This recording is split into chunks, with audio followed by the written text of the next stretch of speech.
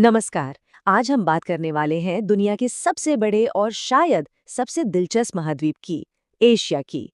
ये एक ऐसी जगह है, आप कह सकते हैं, जहां इतिहास, भूगोल और इंसानियत की कहानी सब एक साथ चलती हैं। तो चलिए इस शानदार सफर को शुरू किया जाए। अच्छा, एशिया को अगर एक लाइन में समझना हो तो कैसे समझेंगे? शायद सबसे अच्छा तरीका है इसे विरोधाभासों की भूमि कहना। ये एक ऐसा महाद्वीप है जहां हर मोड़ पर कुछ नया, कुछ हैरान करने वाला मिलता है। और यही वो आइडिया है जिसे हम आज की इस पड़ताल में समझने की कोशिश करेंगे।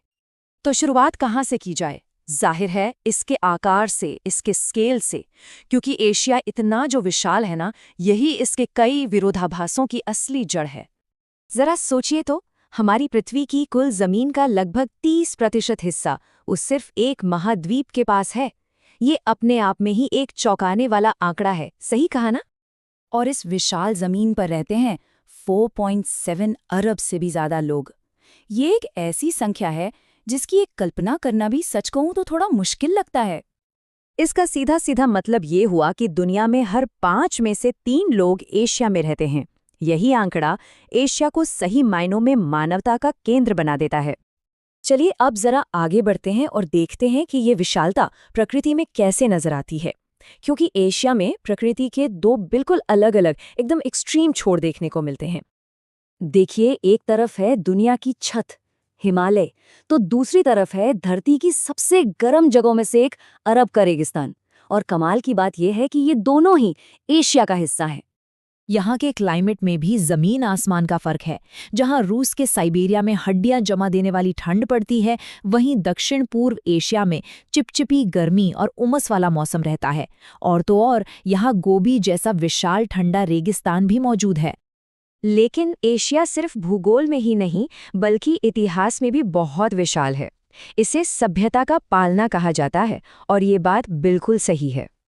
मेसोपोटामिया से लेकर सिंधु घाटी और चीन तक दुनिया की कुछ सबसे पुरानी और महान सभ्यताओं ने इसी जमीन पर जन्म लिया। जरा सोचिए, यहीं से लिखने की, खेती की और न जाने कितने ही बड़े आविष्कारों की शुरुआत हुई थी। और उन प्राचीन जड़ों का नतीजा आज भी दिखता है। एक दिलचस्प बात यह है कि आज एशिया में 2000 से भी ज्यादा भाषाएं बोली जाती हैं। ये भाषाई विविधता इसकी सांस्कृतिक गहराई को दिखाती है। हाँ, तो एशिया अपनी जड़ों से तो बहुत मजबूती से जुड़ा हुआ है, लेकिन साथ ही साथ ये आधुनिकता की दौड़ में भी सबसे आगे है। और यहीं पर इसका एक और बड़ा विरोधाभास हमें देखने को मिलता है।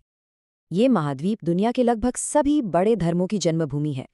हिंदू धर्म, बौद्ध धर्म, इस्लाम, यहूदी धर्म, इन सब की जड़ें एशिया में ही हैं। ये इसकी गहरी आध्यात्मिक विरासत को दिखाता है।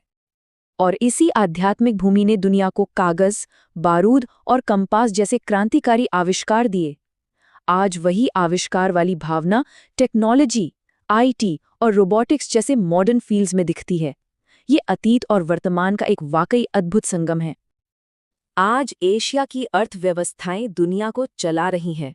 चीन, जहां मैन्युफैक्चरिंग का पावर हाउस बन गया है, वहीं भारत आईटी और सर्विसेज में दुनिया को लीड कर रहा है।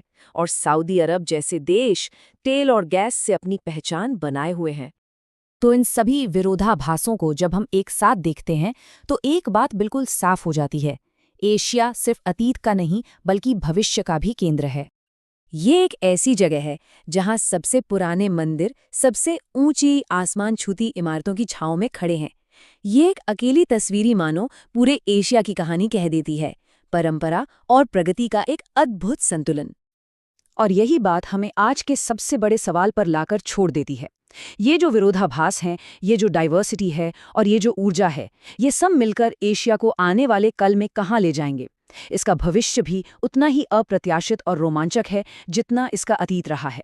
ये सोचने के लिए एक दिलचस्प सवाल है ना?